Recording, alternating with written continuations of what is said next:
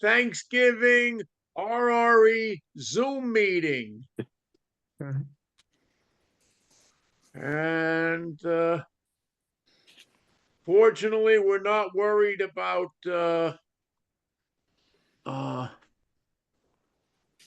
having to worry about you were suffering from Thanksgiving overload of Thanksgiving. That's yet to come. The most important thing that I want to bring up now, I'll just have a final blurb in the December bulletin, is the annual meeting. The annual meeting will be held when Mike puts on his December film show, which will be December 14th from 1 to 3 p.m. Right. All right, I'm going to give the phone number now to everybody to make sure to call you by what time? Friday the 13th. Right. What a date.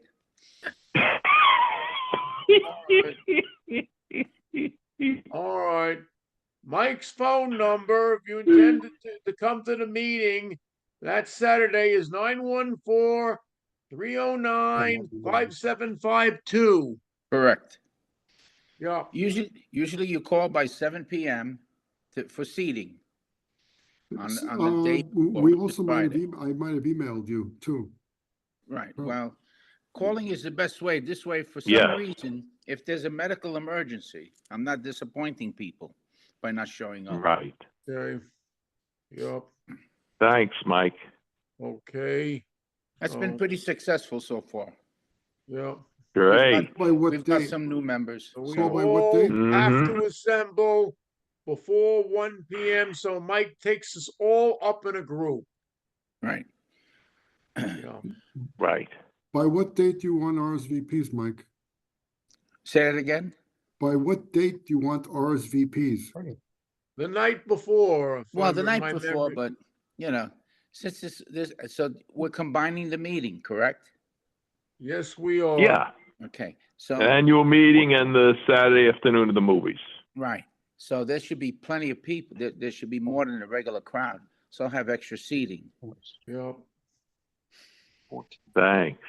So do you want us to bring food?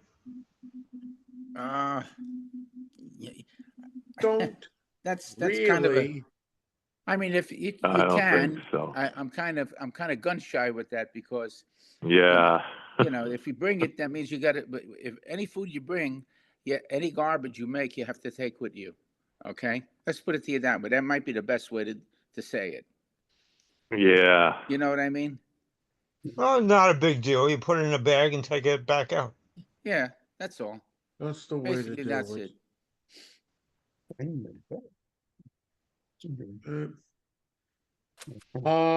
Few brief notes before I turn the floor over to Paul Kalka. You'll be reading about this in the bulletin, but part of my president's notes is in Queens, there's going to be major shutdown of big parts of the A line. I'm sure Andrew's quite aware of this. And so the Queens commuters have to make alternative arrangements to get to Manhattan. One that I've already floated is they're going to have to go east to Far Rockaway to get on the LIRR Far Rockaway termini to go up there. But I understand Governor Hochul was working with the MTA to find alternate ways to have these people affected by the outage. Won't the ferry run? NYC ferry, Long Island Railroad. You have to be creative. Thank you for reminding me of the ferry. Bus service, I would imagine, the Broad Channel. Did you ever hear about the service when it was shut down between 1950 and 1955? When the Far Rockaway branch was closed? Oh, yeah. Oh, yeah, the Long Island Railroad Rockaway branch. Yeah, the Long Island trains used to go all the way to Rockaway Park. through the Y.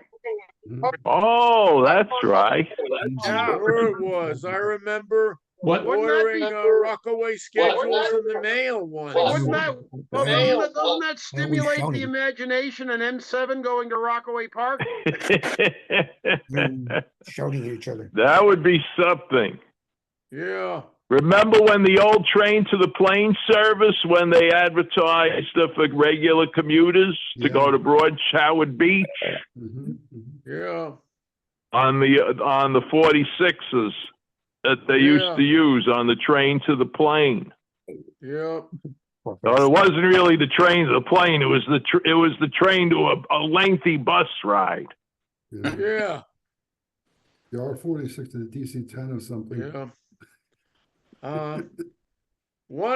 That's so much for the Queens news. If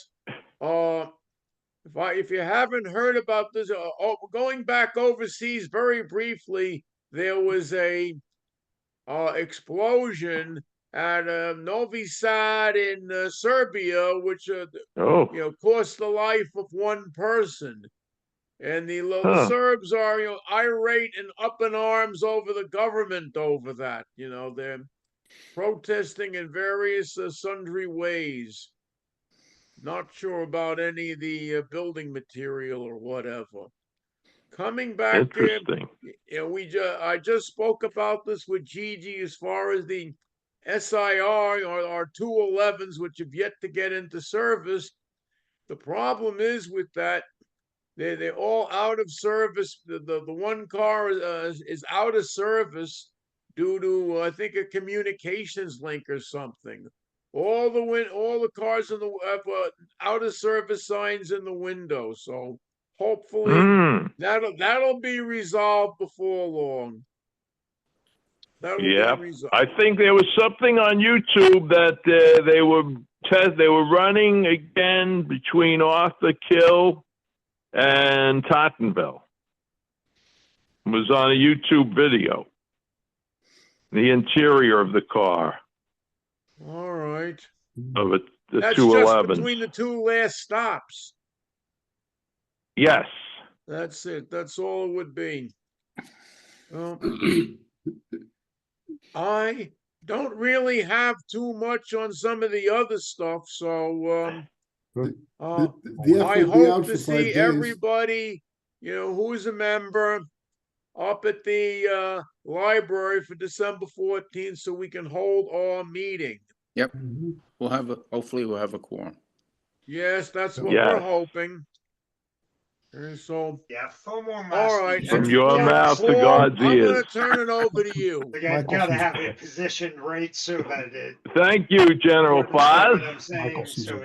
Now, before I have my pleasure to announce tonight's speaker, Who's talking? I'll just look ahead for our next two That's always meetings. what breaks on my phones. It was the last. Next month will be on Friday, December 27th. We'll be in the very good hands of our own Cora Soa. And Ms. Soa will take us on board for rail fanning activities in the Hawkeye state of Iowa. I wonder if they need those. What was that? So be on hand for that. And in January, on January 24th, it will be our honor and pleasure, with the approval of Andrew, we're going to see the DVD of Staten Island's Rapid Transit. Staten Island Rapid Transit, MTA Staten Island Railway. And folks, this DVD consists of films recorded by none other than the late, great Gary Grahl, using his Super 8 movie camera, which will portray both historical and contemporary views at that time. So please be on board for a local topic program. I know we always get requests for local programs, and this will certainly be one of them that will get our new year started on the right foot. And just briefly jumping ahead to March, Cora Soa will be back And this will be a Sunshine State-based show from Florida. And we'll all look forward to that. And February is to be determined. And now it is certainly my pleasure to introduce this month's speaker. Always a highlight of our membership meeting year. Of course, I speak of Mr. Andrew Grahl. And month after month, year after year, the RE presents to you the very best in rail fan entertainment. And tonight will be certainly no exception in the guise of Mr. Andrew Grahl. So without any further ado, I will yield the floor to Andrew. Take it away. Okay, Thank you. An- Always, Andrew, You're welcome. always a I nice like- intro. I'd like to Yes. mute everyone. So if you're muted, then please unmute. Okay, Okay. hold on a minute.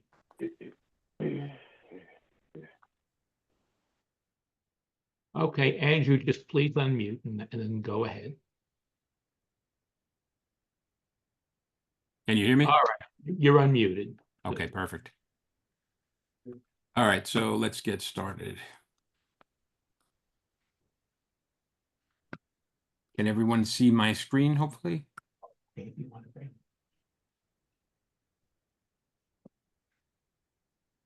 Steve, can you see my screen? Oh, yes, I can. We see the NYRE logo, and your Okay, cool. date and your name and the. All right, so thank you for having me tonight. Threw a little slideshow together of some interesting topics. I hope everyone enjoys. Here's my title slide is one of Metro North's heritage Genesis locomotives that are running around the system now. This is a special one that has employee photographs on it. I'll show you a close-up picture of that later. I have to see, Mike, if you're on this engine. I know some other people who are. I imagine you probably are. This is by Dockyard in Norwalk, Connecticut, on the Danbury branch, where Danbury line trains come off of the New Haven line. So let's continue. Here we have the title slide. You'll see nice shots of the Putnam division, heritage engines, vintage Kodachromes, transit updates from the USA and Canada, and much more. So let's get started. I usually throw these pictures together and then I never get to the slides that I scanned. So this time I figured I'd put some in first. Here's an Amtrak shot in Miami, Florida in 1999. You note the short-lived Florida Fun Train on the right. Interesting to go back and see stuff that you took in 1999 is actually now pretty old and dated. But that's a P42 Amtrak locomotive that's still running today. When I started taking Amtrak pictures, basically everything was F40. Here is one at Utica, New York, at the Union Station. And for a short time, Amtrak went to Atlantic City. Here is an F40 in Atlantic City. This service ran till April 1st, 1995. You can still get there by New Jersey Transit. My favorite Amtrak locomotives were certainly the FL9. Great to see them coming in and out of Grand Central Terminal. Obviously, as most of you would know, they had third rail shoes so they could run into Grand Central and not pollute the station. They were replaced by Genesis engines in the 90s as well. Some of them are still around today. You'll see pictures of them later. Some other interesting stuff that I scanned. Here's a shortly retired AEM7 pulling a Genesis engine into Penn Station. AEM7s are now gone, except for a couple in museums and one out at Caltrain in San Francisco. Heading a little further south, Wilmington, Delaware, an Amtrak AEM7 next to a SEPTA former Reading Blue Liner. The 90s, early 90s were interesting to photograph, lots of different things. The old stuff was still around and some new stuff was just starting to come in. So always good to try to get some combo shots like this. Again, Wilmington, Delaware. This is the Swarthmore Station on SEPTA, a Silverliner 3 built by St. Louis Car Company in 1967. All of these Silverliner 3s were retired by June of 2012. Nice old brick station. And a little earlier, 1981, SEPTA's a SEPTA MP54 at 49th Street Station. These were all retired in the same year, 1981. This was a former Pennsylvania Railroad MP54. And another Reading Blue Liner at the Classic Gravers Station on the Chestnut Hill East branch. And what seems like it wasn't too long ago, but here's a SEPTA AM General trackless trolley at the Frankfurt Depot, taken in 1999. These have all been replaced. Another view of one in a different color. Since we're looking at classic trolley buses, we'll come to New York City. Here is a New York City Transit trolley bus in Brooklyn, built by St. Louis Car Company in 1948. There were 200 of these running around. The last one ran until 1960. And the Route 47 here at Williamsburg Bridge Plaza in Brooklyn also went bus in July of 1960. Not too far from Peter Luger's, for those of you who like steak. Since we're looking at some old New York stuff, here's a recently acquired picture of a BMT trolley car on Atlantic Avenue at Henry Street in Brooklyn. Trolley stopped running in Brooklyn in 1956, but earlier here on Atlantic Avenue. I used to live not too far from here, so this was kind of cool to see, even though the slide is a little bit blurry. Some older subway slides. The BMT BU cars seen here on the Sea Beach line in 1980. These were restored late 70s, early 80s, and have been in sporadic museum operation in the city for a long time. Nice to see these when they are out there.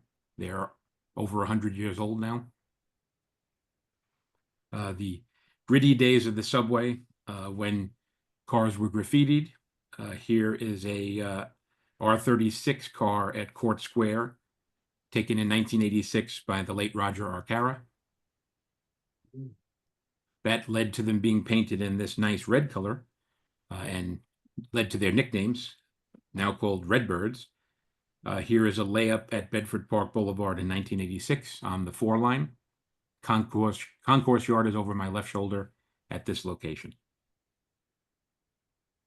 And an ERA fan trip at Rockaway Park. On the L line, that's our fan trip R36 on the left, with a now retired R42 on the right. One of my favorite pictures that I have taken of a Redbird at West Farm Square in the Bronx. This was January 1st, 2000. I'm not sure you can take this picture today. There's a couple of brand new large apartment buildings behind me, which certainly would block the sun. I mean, you could still take the picture, but it probably would be in the shade. So happy birthday to the subway. October 27th was the 120th birthday of the New York City subway. Here are 2 pictures from City Hall Station on the first subway line to open. These were taken a little earlier this year. Always nice to visit the original City Hall Station. Like I said, opened October 27, 1904, closed December 31st, 1945, when the Brooklyn Bridge Station opened up very close to this area. Now we'll switch over to the commuter rail.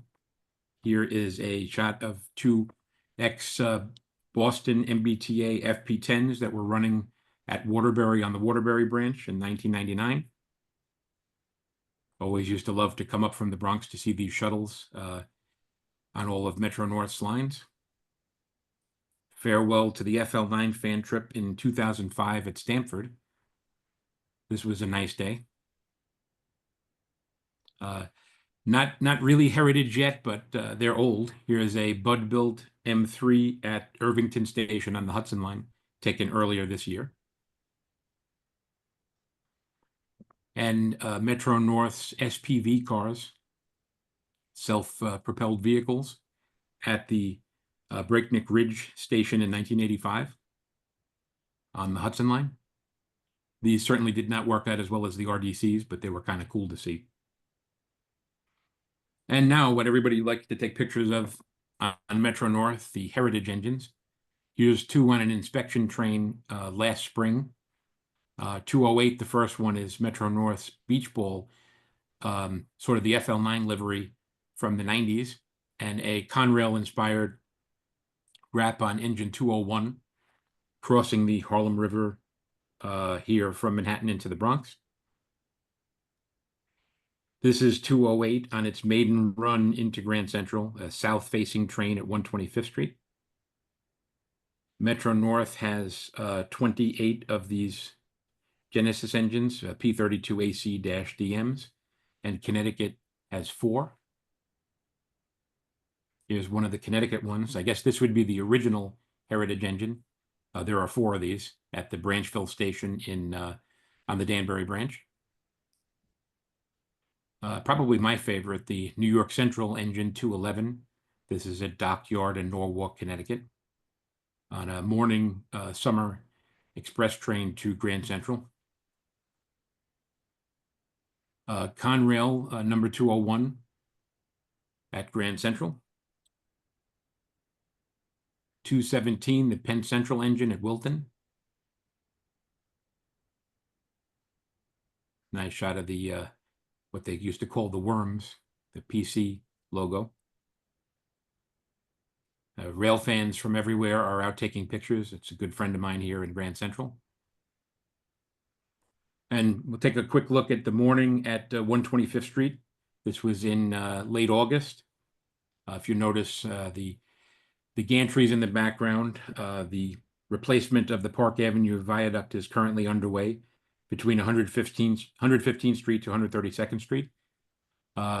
Basically, the entire viaduct underneath the tracks is being replaced one section at a time. One track is generally out of service over the weekend, and the work is done, and they're making great progress. This is scheduled to be finished in 2027. But in the summer, there's pretty good light here. So there's an inbound train from either the Hudson Line or possibly Harlem or Danbury. Still can find M3s. Little more of a zoom shot. You can see the construction. Actually, if you look at the rails, you can see the new concrete in the background and the older color in the foreground. That concrete has been replaced. Here is a New Haven Genesis engine deadheading out of Grand Central, probably to hybrid yard for storage during the midday. This is why I came. The employee tribute engine had just entered service. That's what's on the side of the engine. If you're able to get close to it, you can see employees had sent in photos to have put on the engine. There are also some train shots there as well. You can see the RDC sort of in the middle, a little further down at Dover Plains. But this was really a nice touch by Metro North. Here's the shot you saw earlier in my title slide. Nice place to get pictures with summer light. This is 214. Here's 214 in its as delivered colors in Danbury Yard. You can see my father walking back to the car on the left of the FL9 2027. This is 1999. We'll take a look at a few pictures on the Danbury branch. This is Divine Brothers Construction Company in Norwalk, just south of downtown. It's a construction company and cement plant with the Conrail engine. Came back at night with the flash to get Providence and Worcester's CT2, which is the freight that runs from Cedar Hill in North Haven, Connecticut to Danbury sporadically during the week. It's a going away shot. Engines run on both ends of the train to facilitate a move at South Norwalk, coming west on the New Haven line and north on the branch. Wilton Station, looking down, probably about midnight. of the train headed north. The beautiful Cannondale station always looks nice.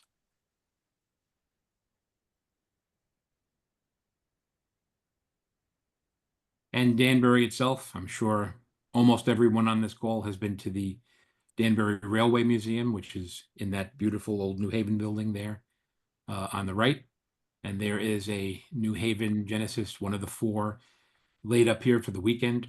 This is always a great place to take pictures because there's always an engine sitting here in perfect morning sun, should you get here between 9 and 10 in the morning.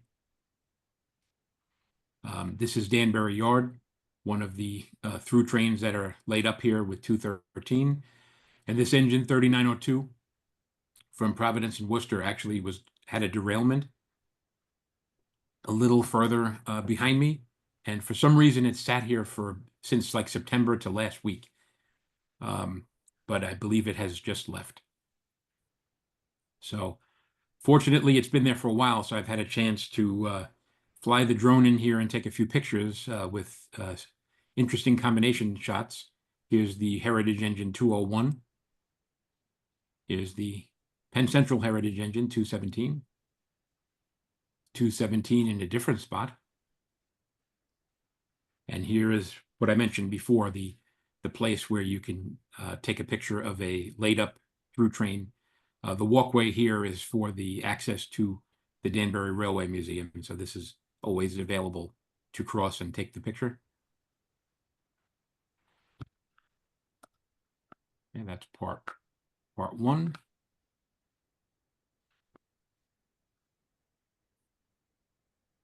And the shuttle trains that run on the weekend pass the idling engine, so it's always a great place for combo pictures. I've literally taken this picture probably 20, 30 times. I have to put them all together one day in a show. Every combination of FL9 and Genesis color you can possibly think. Here's 214 sitting here over the summer. So all of the pictures that you see there, the M, the lighthouse, if you look close enough, they're actually pictures of employees. It's basically a giant mural. And here is a CT2, the Providence and Worcester train had outlawed the day of the derailment. So the regular power, when that happened, usually sits next to the Danbury Railway Museum on the Maybrook. So it makes for some nice pictures. Can't get up and close with freight engines too often. So while we're on the subject of Danbury, big news there last January, they received 2 old New York Central electrics that have been stranded for 35 years on Beacon Island, just south of Albany. They were owned by a NRHS chapter for a while and landlocked after a bridge collapse. The Danbury Railway Museum acquired them something around 10 years ago and strategized for a long time about how to get them to Danbury. So in the first few days of January in 2024, they were shipped from that location in Albany or south of Albany to Danbury. And here we are basically right outside of the Danbury Railway Museum awaiting delivery. They had to be separated from their trucks and moved in a convoy. And here they are just after arrival in Danbury. So this one here, this is a T3A, which was numbered 1178 or 278, built by Alco and GE in 1926.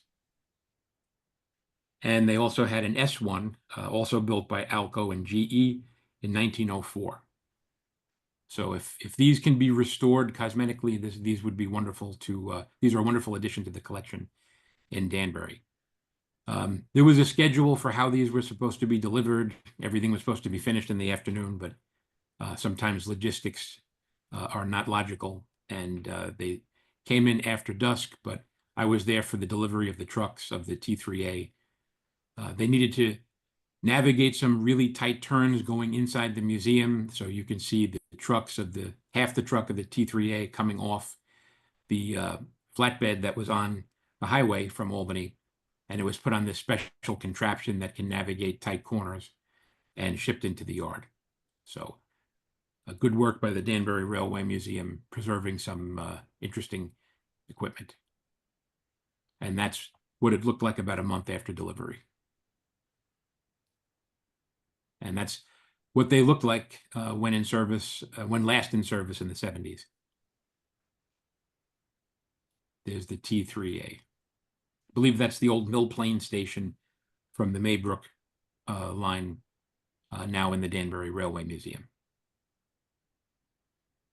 So moving on, back in the city, Penn Central Freight delivering R44 cars to New York City Transit at Parkville Junction in Brooklyn.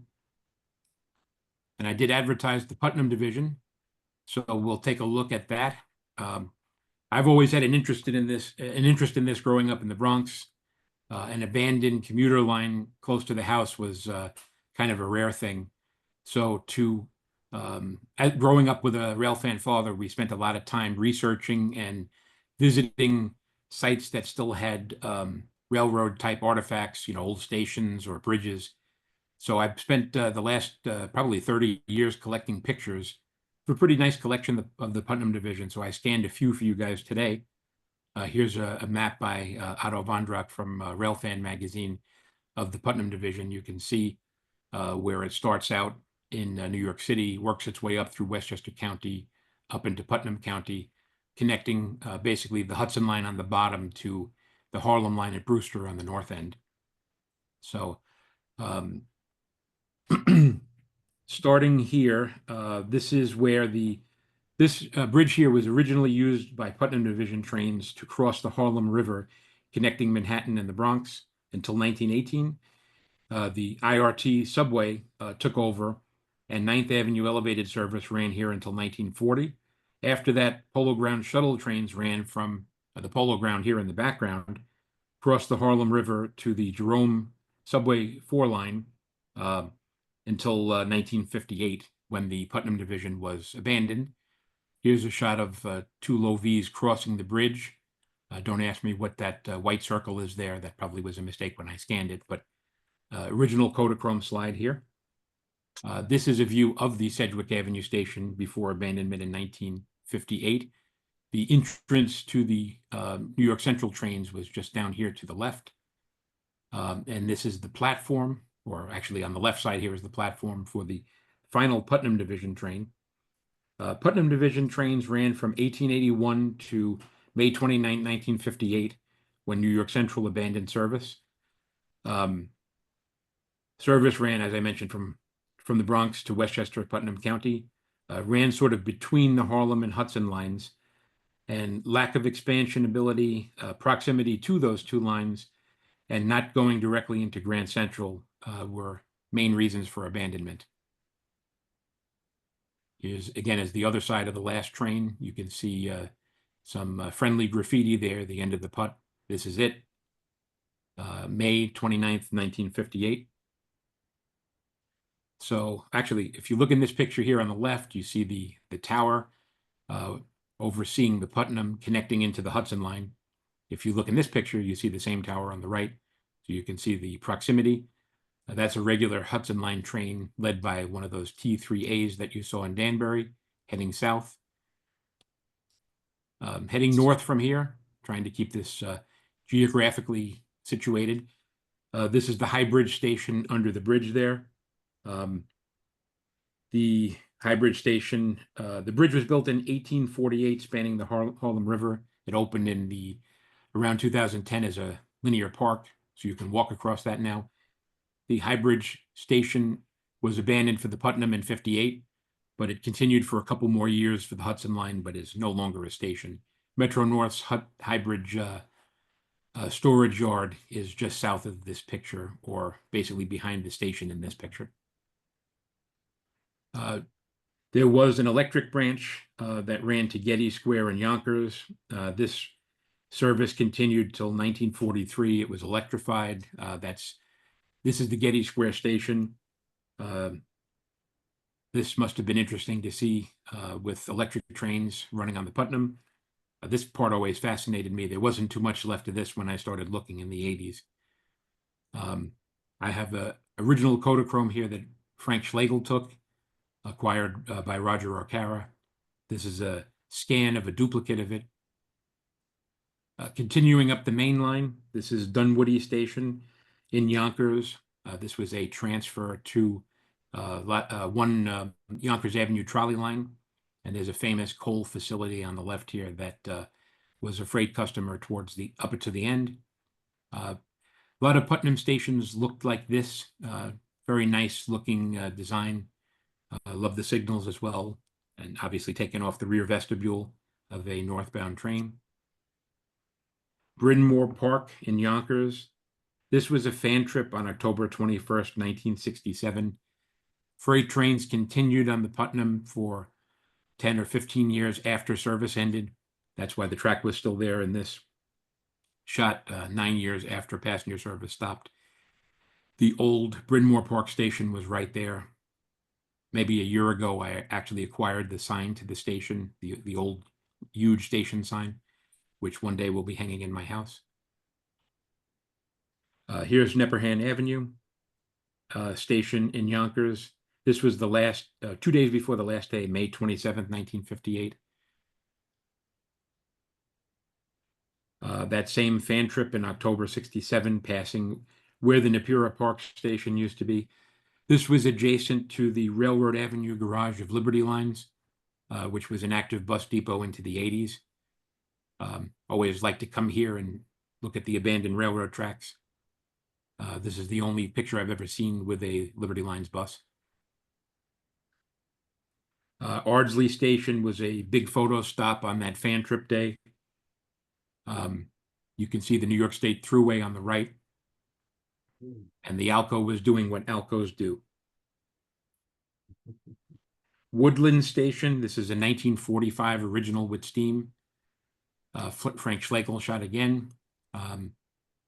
If you come here today, you can see the right-of-way. There's a little trestle right where the steam train is now, sort of just around the corner. That's still there. But other than that, this is a long time ago, so there's not too much left. Continuing further north, Elmsford on that trip in 1967, taken by Roger Arcara, and a view of the old Elmsford station. Today, it's a very nice Italian restaurant that I've been to on 2 occasions. Definitely worth a visit. Eastview Station with a beautiful steam engine. Nice clear shot from the 40s, original Kodachrome. And 2 trains passing. Note the nice old car. Too bad we don't have a time machine. This is the former Graham Station in 1962.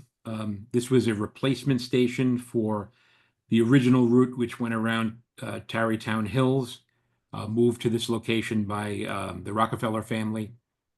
They moved 3 stations. One was really nice, a really nice, large, quaint station, and it was replaced by that basically primitive bus stop shelter type thing in a place where there wasn't too many people to ride. This section now is actually part of a Westchester County highway. Briarcliff Manor Station was one of the big stations on the line north of the city. On the right is the building that's currently a library. They have a nice collection of Putnam material in there as well. And they've built an expansion that looks just like the old station. Headed further north toward Putnam County, this is Croton Lake, June 1960, 2 years after abandonment. This is the bridge crossing the reservoir in Croton. The water under there is New York City water. And this is the last train on May 29th, 1958, headed toward Yorktown Heights. This is the Yorktown Heights station in June 1960. This was sort of the point in the line where local trains started. So there was a yard here. Trains originated here to head toward the city. Heading further north, this is the Baldwin Place station in April of 1958. You can kind of make it out. There was a branch that went to the left of the station building, which ran to Mahopac Falls and Mahopac Mines. That was abandoned in the 1930s. and kind of what it looked like this morning. Just kidding. A little snow in this April 1967 view. This building still stands today. Lake Mahopac Station. This is July 1940. This is kind of an interesting view because it shows the layout of the neighborhood. That train is a northbound Putnam train about to make the stop. And if you look on the right, that is the Lake Mahopac Station of the Harlem Line, which was a branch that came over from Golden's Bridge through Lincolndale to here. And that line continued to run a little longer than the Putnam when it was abandoned in 1958. Note all the cool gas station signage here as well. Yeah. Here's a picture in 1962 of a Harlem train at Lake Mahopac. A little further north, Carmel and Putnam County. This is 1959. There was some good freight business up here after the passenger was abandoned. And up on that hill, looking down at the old station in 1962. This is part of a lumber company now. Not too much trace of this left. And this is Brewster. Trains from Carmel would come in, sort of head geographically east and connect to the Harlem line at Putnam Junction and run south into the station at Brewster, when Brewster was the main station up here instead of today's southeast, which is really Brewster North. So here is a train on the last day, not the last day, here's a train in the last winter in 1958, probably January or February. I hope you enjoyed the look at the Putnam. That's part 2.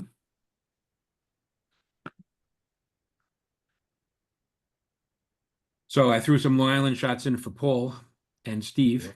Here's Grand Central Madison, which I'm sure many of you have visited since it opened last year. One of the new M9s. Take a ride out to Jamaica.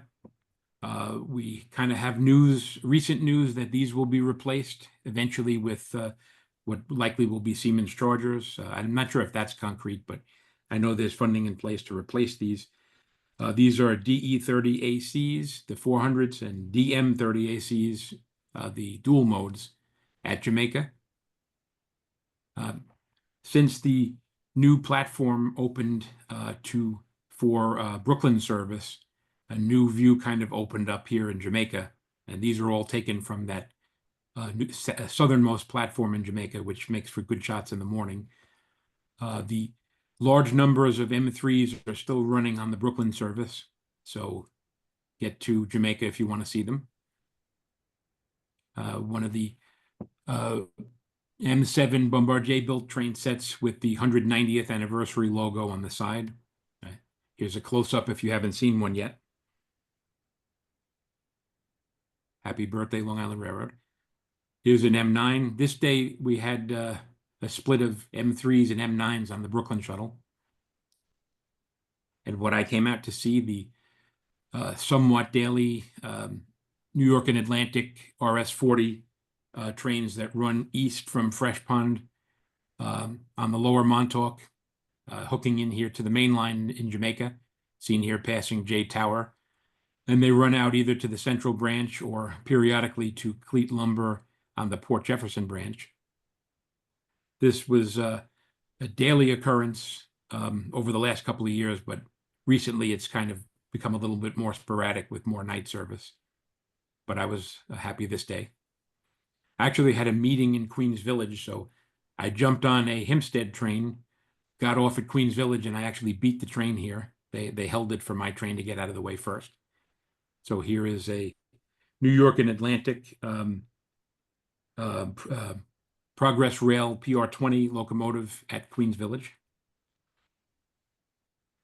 A couple of historic Long Island Railroad shots, 1999 at Port Jefferson. I used to like those GP38-2s, MP15 on the left. Some of those GP38s are now rebuilt as Amtrak engines, believe it or not. They provide switching and equipment move service on the system, not in passenger service unless something breaks down.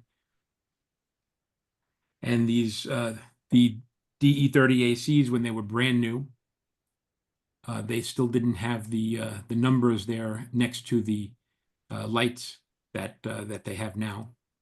This was literally like the first couple weeks in service at Oyster Bay in 1999.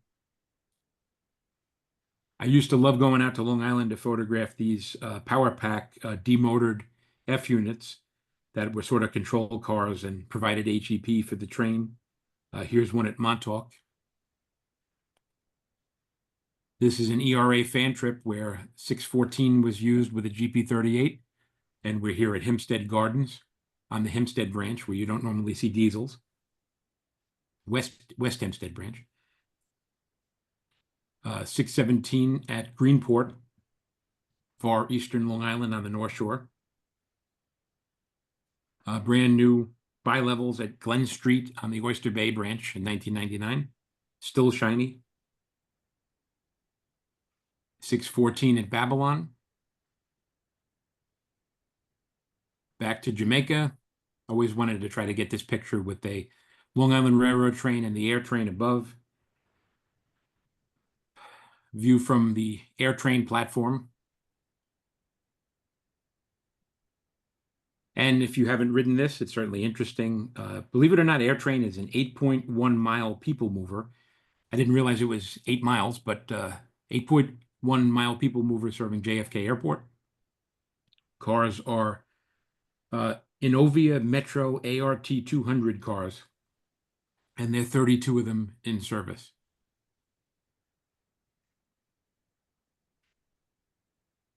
I just threw this in for fun. These are self-driving bus shuttles that were being tested in JFK Airport this fall. There were employees in there running them, but they were supposed to be self-driving. Some signage came up. Interesting to see new technology. And speaking of new technology, that's New York City's newest subway, the R211, built by Kawasaki. Here it is at Howard Beach JFK station. After I saw those self-driving buses. Lots of these are coming in. These will replace remaining R46 subway cars here, R44 cars on Staten Island. And moving further south, the Maryland and Delaware Railroad is a short line that runs in Maryland and Delaware. And it's in the process of being taken over by a larger regional railroad called Carload Express. It runs several branches, as you can see on the peninsula down there. You can see my mouse on the screen.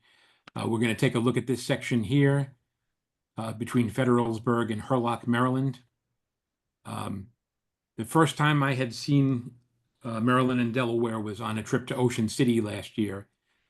This veterans engine was sitting at the Frankfort, Delaware neighborhood or town. Nothing was running that day, but I was able to get a picture. But I came down to see this nice RS3, RS3M. It was an Alco, but it was modified and technically now would be, I guess, an EMD with the motor inside. Was originally built for the Delaware, Lackawanna, and Western as 914. Ran for Erie, Lackawanna, and Conrail as well before coming down here.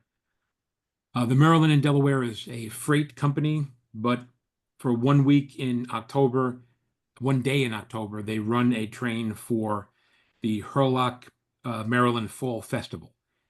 Trains run between Hurlock and this location, Federalsburg, where this picture is taken. This is the engine house where 2 engines are stored. This basically sounds like an FL9. For all the years of taking pictures of FL9s, it sounds exactly like that. And as I mentioned, this came from DL&W. If I go back to the history files, that's the same engine, 914, at Carlton Hill, which is a station in East Rutherford, which was a station in East Rutherford on the main line, which was abandoned in 1963. But again, that 914 is this 1203. So we came down here at 7 in the morning. So after a long 4-hour drive, we got down here, got it coming out of the engine house.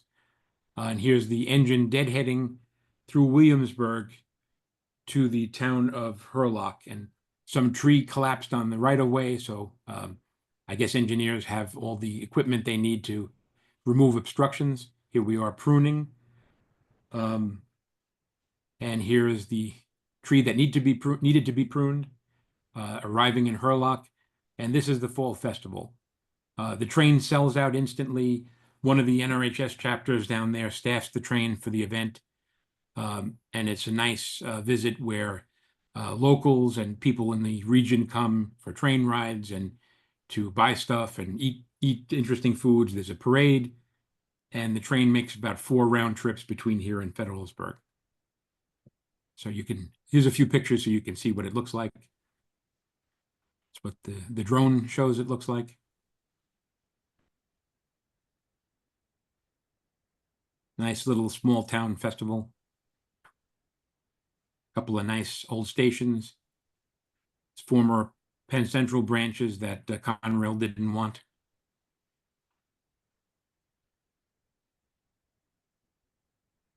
It's a parade in town as well, probably like 20 floats and large trucks. Is Mr. Sunflower. Here we are passing the Hurlock station with the first trip of the day. And fortunately, the sun came out. The rest of the day was sunny. Here we are leaving Hurlock and arriving at Federalsburg. Train turned around just behind me across the river. That's the company office here. And here's the train headed back to Hurlock. Changing ends in Hurlock and shoving backwards into downtown where the festivities are. You can see them in the background.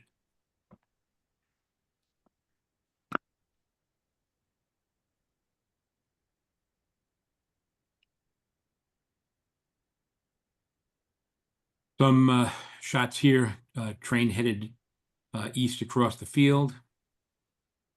Nice old N&W coaches on the train. I thought the name was wonderful, so I had to throw a picture of that in.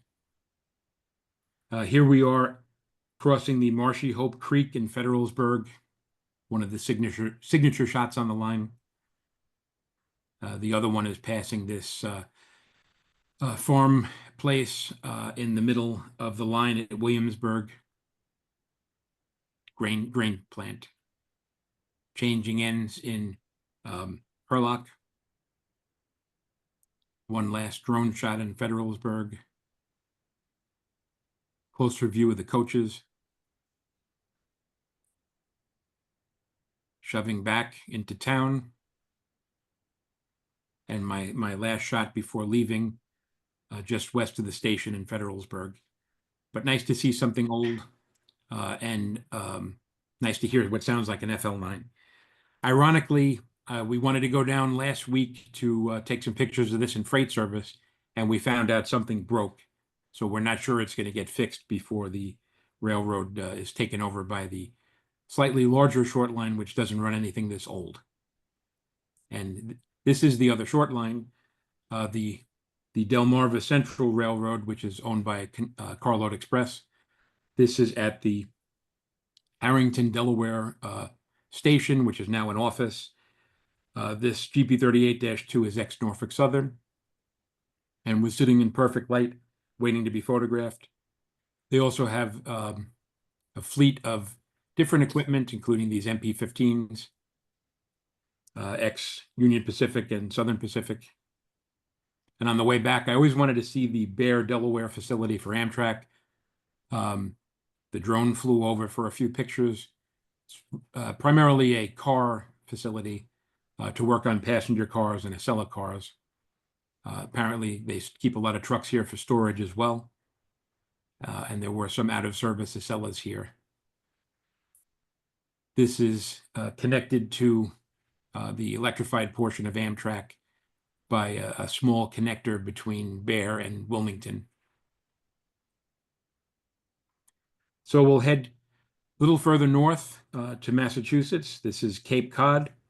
This is the Cape Cod Canal Bridge, vertical lift bridge from built in 1935. came here for my birthday this year to see some trains on Cape Cod. Here is the MBTA's Cape Flyer approaching the Buzzards Bay Station. Nothing looks more inviting than Cape Cod on a sunny day. This is a MBTA GP40MC, originally built for Canadian National, still running today. Look at the nice water. This is the Buzzards Bay Station. When I finally got a drone, there were a few places in my head I know I had to go. This was certainly one of them, to get the old New Haven station in with the nice water in the background, canal, the boats. That's very nice looking for someone from the Bronx. Here's the train dropping off passengers. And if you can see, this is with the drone. This is me over here, but I was standing here a minute earlier to take that picture. The old New Haven tower is still there. Nice, clean MBTA engine. And what do you do on Cape Cod during the day besides eating? Cape Cod Central runs, I believe, an 11 o'clock train out of Hyannis using 2 FL9s, beautifully restored and repainted FL9s, with a third one coming, I think, this summer season. Here we are passing the Cummaquid Golf Course, maybe 15 minutes west of Hyannis. But beautiful to see these things running. Here's 2011 in the yard in Hyannis after the train came back. I'm a big cab unit fan, so I went to Cape Cod many times to see this over here, the New York Susquehanna and Western E units. Both of them are still on Cape Cod. This is what we used to come and see in Cape Cod in the 90s, the Cape Cod Railroad, which used these ex-MBTA FP10s, similar to the 2 that Metro North got, similar to the 4, I should say, that Metro North got. This is in Hyannis Yard in 1992, slide taken by my father. And another shot in the yard taken this summer. See the Cape Flyer train sitting on the right, and the tourist train done for the day. A couple of shots of the freight equipment here. There's a big trash business hauling garbage off of Cape Cod. Mass Coastal runs those trash trains. This is what used to run here when I used to come here in the 80s. Bay Colony. And the back end of the yard, the FL9 on the western end of the train. And a just delivered Mass Coastal engine. Again, this is Hyannis. And there's the other Susquehanna engine. I doubt this will ever come back to service, but it's wonderful photographing these in the 90s running all over the Susquehanna system. They were originally Burlington Northern E9s that ran commuter service out of Chicago into the early 90s. And Susquehanna had them for a while, running nice trains out of New Jersey, out of Binghamton, all over the place. And they spent their last years here on Cape Cod. And here's the Cape Flyer returning to Boston along the Cape Cod Canal. 2 or 3 of these GP40s are painted in this Mass DOT color. That's what the view looks like from above. I just threw that into. That's as tranquil as you can get. So just a couple other views. This is Nantucket, the ferry that comes from Hyannis to Nantucket. And one of the last remaining railroad things on Nantucket is that railroad car there on the left. That was part of the Nantucket Railroad or Nantucket Bay Railroad, I forget, original to Nantucket. The rest of the trains were sold off many years ago. This one survives and is part of the Club Car restaurant. You can still eat inside it. So it might be a nice RRE trip one day to head out to Nantucket to eat in there one day. A couple more from the collection. This is Pan Am Railroad's Heritage Engine 77, which ran for several years out of East Deerfield and other places, painted here in Boston and Maine colors. This one and the main central engine behind it were sold to the Heber Valley Railroad in Utah. I took this picture probably 2013 in White River Junction. Vermont. So that same engine photographed this year. This is in Heber, Utah, and it's been repainted in a Rio Grande Rio Grande inspired color. This is a nice place to visit. They have some really nice equipment, some old Lackawanna MUs that they use for coaches, although not on this train. So keep that in mind, not too far from Salt Lake City. And since we're talking about those two heritage engines, this is the Sugar River Trestle on the New Hampshire-Vermont border. This is the Pan Am executive fleet heading up to White River Junction for a railroad festival. Unfortunately, those two F units were basically acquired by CSX in the Pan Am takeover, and they're sitting in Waycross, Georgia, probably collecting rust now. The same event, Pan Am, with one of their first locomotives that was repainted in blue, acquired. This was a CSX engine that was acquired and repainted for Pan Am. Staten Island, a few other shots in here for Paul as well. Here are the Brookvilles, the B-20Gs. 4 of them are on Staten Island. This is the Clifton Station. I'm standing on the Clifton Station. Those are in the Clifton Yard. You guys were talking about this when we started. The R211S's entered service on Staten Island. This is the first week. Here's the train at Arthur Kill. It's been running consistently. I think it's been out of service for the last week, but it should be back in soon. Big improvement over the R44s that are out here that are definitely in need of replacement. So go take a ride when you have a chance. Nice to see something new. And that's what they're replacing. R44s have been running out here for a long time, and it's time for them to be retired. Here we are at Grand City earlier this year. That's what they looked like probably in the early 80s. So we'll take a look at some other slides from the collection. URHS owned these engines at one point. They were used on a fan trip. This is the Kingsland Station on New Jersey Transit. Excuse me. This station was in the news recently because New Jersey Transit's going to abandon it as a neighboring station is going to be expanded and moved a little bit closer here. They don't need to keep 2. So if you want to take pictures at Kingsland, do it soon.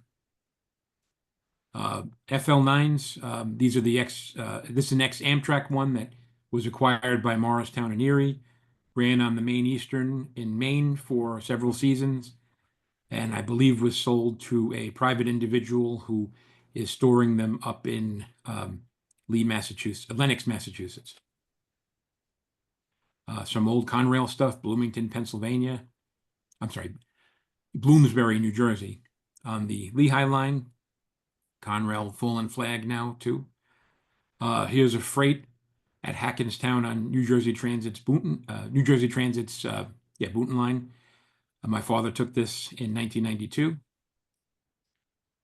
Old CNJ cars at Elizabethport.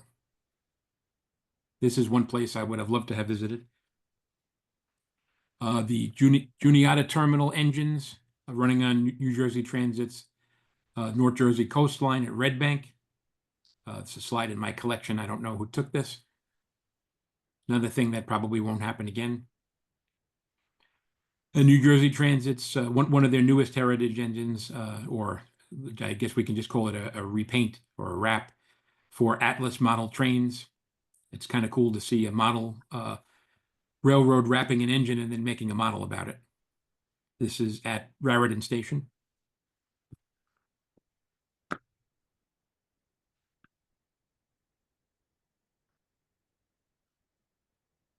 And the last section, used to love to go to Canada in the 90s. A lot of the things that were disappearing in America were still running in Canada for a little bit longer. Here's GO Transit's F units at Willowbrook Yard in Toronto after they were taken out of service. On a Saturday, I knocked on the door, asked permission, and somebody walked probably like an 18-year-old kid from the Bronx into the yard across the tracks to take these pictures. I don't think that would happen today. Montreal ran these nice electrics from the 50s all the way until the early 2000s. Here they are after being sold and shipped down to the South Carolina Railroad Museum. They're still down there. They've been repainted, but nice to see they weren't scrapped. The Central Maine in Quebec, now also a fallen flag. I used to run a lot of stuff between Farnham, Quebec, to points east in Maine. They had these XCP engines, the barns that were repainted in this beautiful color. CN bought the line back after selling it years ago, and these are now pretty much impossible to find. There's still one or two sitting on the CP system, but they're pretty much out of service. Farnham used to have an Alco on display too. This has been scrapped. Binghamton Yard in the early 90s. Never know what you'd find on the Susquehanna. Delaware and Hudson GP38s. These are GP39s. These are hard to find now. There's only a few left. In Vermont, All Earth Rail bought all of the Trinity Railway Express RDCs that were remaining. There were plans to start up service in Vermont, connecting a lot of little communities, basically providing a railroad version of Uber. Unfortunately, it never really took off. Some were leased out to the Finger Lakes Railway last year, one to run in Maine, one to run in upstate New York. Both ended up breaking down, so they were shipped back here. And unfortunately, it looks like these are all up for sale now. Some of them have had extensive work done. Hopefully they find new homes. And this picture was taken maybe 2 months ago in the same place in Barre, Vermont. You can see what they look like after overhaul. So the bicentennial engine for Central Vermont and Grand Trunk, taken obviously in 1976 in Detroit. Remember the X2000 that ran on the corridor in the early 90s from Sweden? Here we are in New Haven. Another test engine, the Bombardier turbine locomotive, which did test on Amtrak and is seen here in Hialeah, next to the Tri-Rail shops in Florida. AEM 7s are hard to find, a couple in museums now. And this one is sitting on the Seaview Railroad in Davisville, Rhode Island, with two former MARC locomotives from Maryland. I don't know why it's here, but it was there a couple weeks ago. Springfield Terminal, former Guilford, near Albany. This has been taken over by CSX. Mass Central, my favorite visit here to watch an F unit from Alaska shift cars around between New England Central, Mass Central, and CSX. I don't think I had seen an F unit in freight service before this. Housatonic, when Housatonic used to run green and yellow engines. This is at Berkshire Junction near Danbury, just north of Danbury. Boston, the old 1400 cars. This is the Central Station. If you threw a few transit shots in, I know some people are heavy transit buffs. This is a retired 1600 Boston car that has now been placed at a private, I forget what it was, a private gym or some kind of thing like that on Dorchester Avenue in South Boston. The car is now there. I don't know if it's going to be open to the public, but at this point it had just been dropped here. And I'm standing on Dorchester Avenue, so you can easily see it. The Mattapan-Ashmont line, when green trolleys still ran. This is Capon Street. Everything now is the nice orange MTA color. The trolley buses that are no longer in service. How many times did we ride these in Boston? FL9s, the first Condot engine to come back from chrome crankshaft in Illinois, seen here at New Haven. As I mentioned, I'm a big cab unit fan. That's an ex-Gettysburg Railroad F unit that's down in North Carolina. I forget the name of this, the AC&W.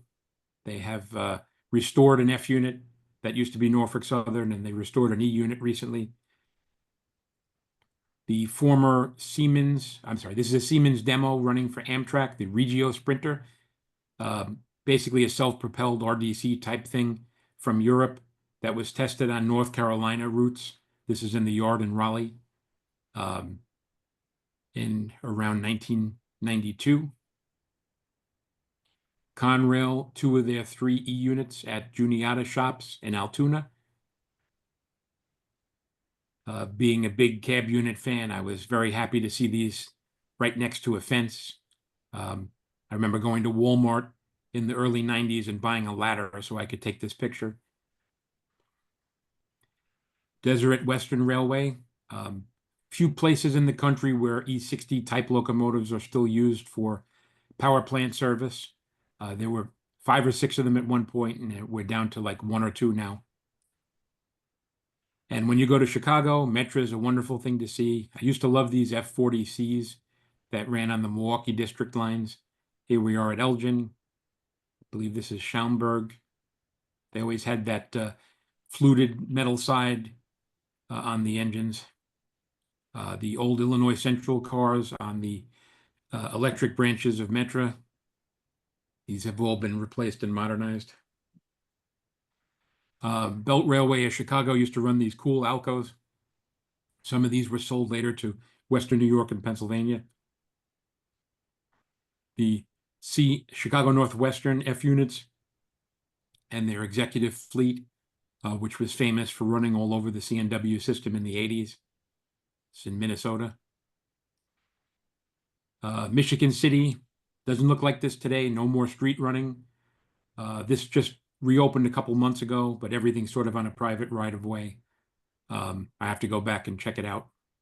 But here's some shots from my first visit in 1993. Right in the middle of the street in Michigan City. This was really cool to see. The Iron Range, Proctor, Minnesota, the Mississauga, Dakota Southern in Chamberlain. That first engine, 213, is ex-Long Island Railroad. I was happy to see that on my trip. And a slide from my collection, the Butte, Anaconda, and Pacific in Montana. I didn't get to see box cabs like this running in the U.S. Fortunately, I did in Montreal. This would have been a cool thing to visit.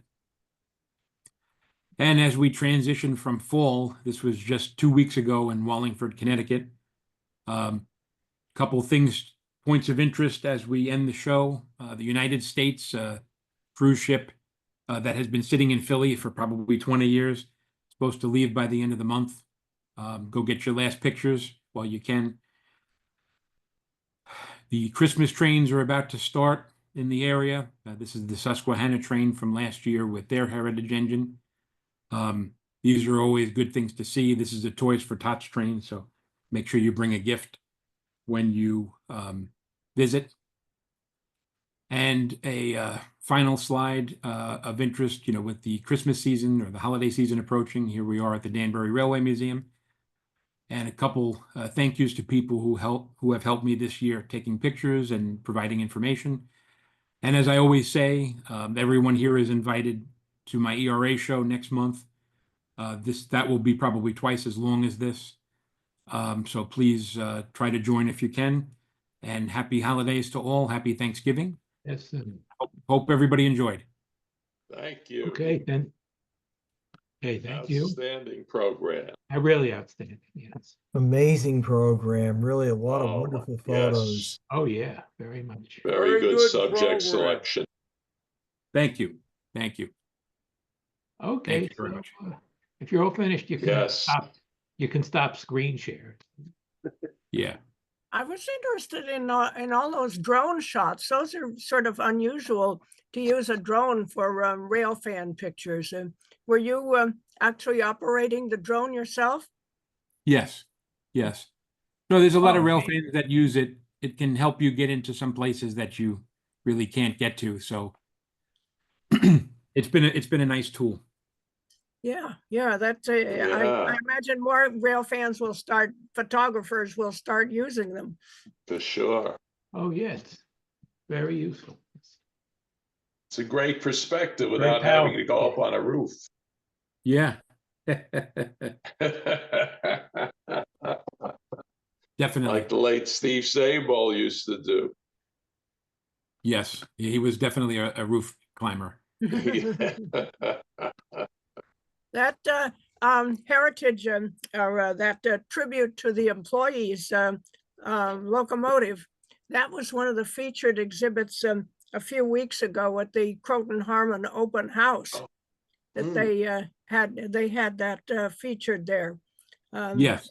Unfortunately, I couldn't get a good look at it because they only gave each segment of people that were allowed in were only allowed in for a couple of hours, and then they kicked you out and brought in another Yeah. you know, another batch of people who Timed entry. got a chance to photograph it but didn't get a really good look at it. Yeah. Yeah. They had it on display in Grand Central for a few days when it came out, so employees could go look, and it was right on the platform. So you know, they couldn't really stop regular passengers from going there too. So that's how I got the picture right up close. Excellent. It was a very nice piece on Cape Cod. Yes. Thank you. Have you heard yet about the big project to replace the highway bridges?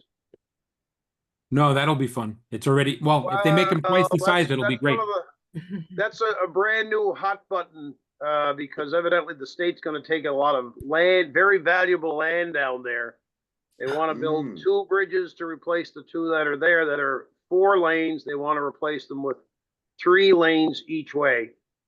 So the land taking is already touching off a big media storm. I haven't heard a word about anything to do with the railroad bridge, which is the same age, I believe. Yeah. From 1935. It's broken now and then, and they've had trouble with it, but I haven't heard a word about what they're supposed to do with that future. Hopefully they maintain it. Yeah, and I think, I believe, as I'm seeing, and what I'm seeing these days, it isn't a whole lot, I think the MBTA no longer operates, certainly not on the south side, they no longer operate single level equipment. If you didn't know that. No, I didn't know that. All right. That's cool. I got plenty of shots of them, so at least they're rare. Mm-hmm. Cool. Nice to see you, Andrew. Very nice to see Thank you. Very nice show. Likewise. Well, Happy hope everybody Thanksgiving enjoyed. to everyone. Oh, it was Yes. great. Thanksgiving. Thanksgiving. Happy Absolutely. Thanksgiving to everyone. Happy Thanksgiving. Have a good time. Always Take care. quality. Thanks, Very Mike. Thank you. enjoyable. Very qual. Oh, yes. Thank you. We try. Thanks so much. Thank you. Take care. Okay. Thank you. I'll end the recording.